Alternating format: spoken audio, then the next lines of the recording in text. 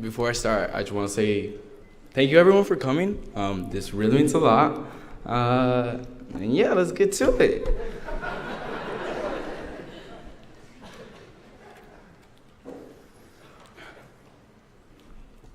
I was born in Morelos, Mexico in 2001, and I migrated to the United States when I was just 4 years old.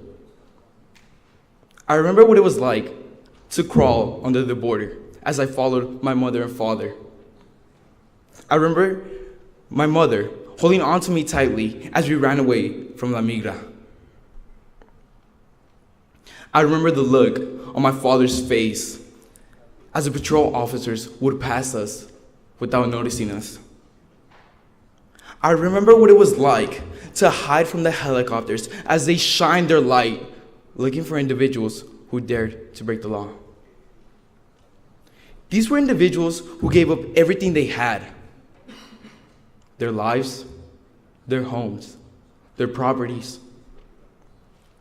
Individuals who had left a part of who they were and had no idea what they were going to do in the United States. And for what? Why would anybody risk their safety and happiness for an unknown future?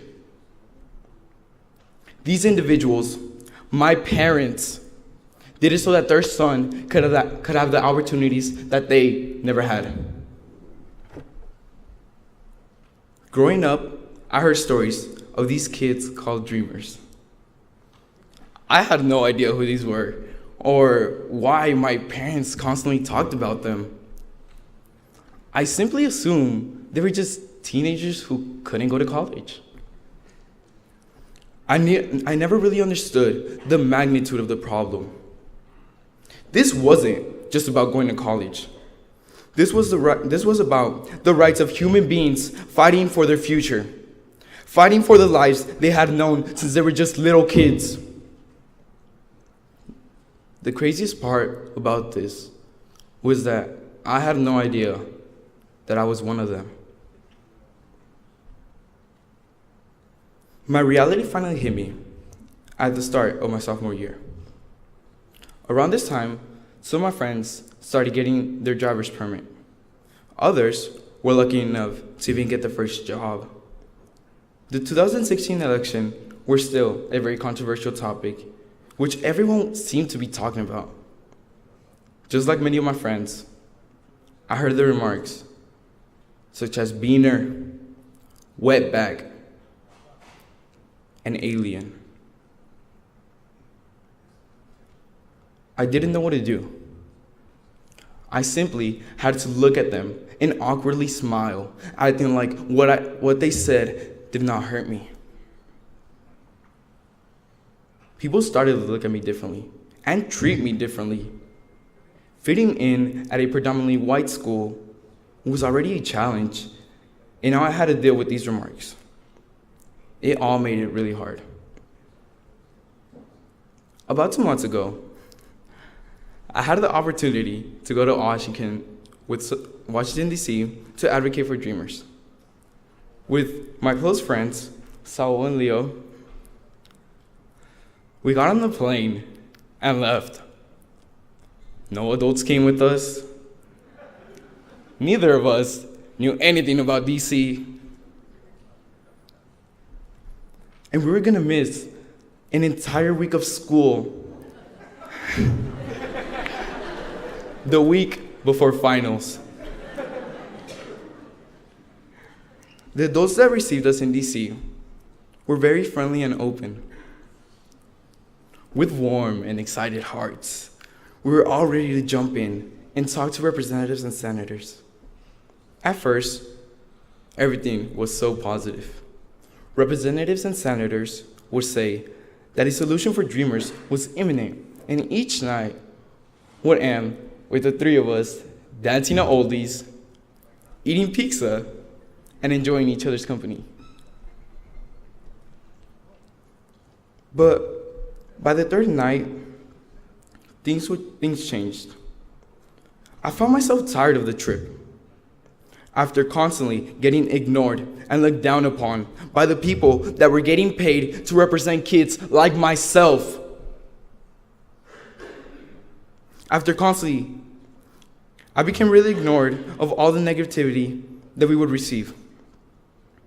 I was irritated of being seen as a criminal for something that I had no control over.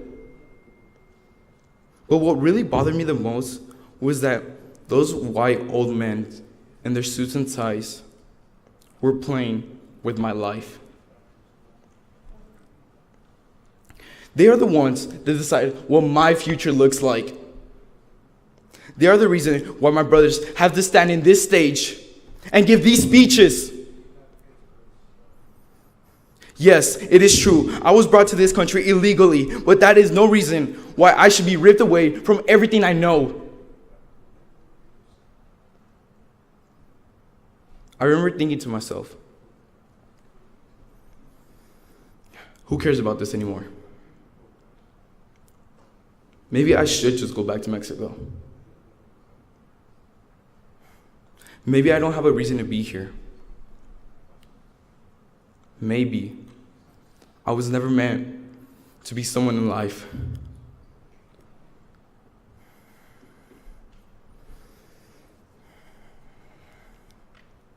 Thankfully, my best friends convinced me that I shouldn't give up. They constantly reminded me that there was still hope. This 3.5 by 2-inch piece of plastic is what gives me hope.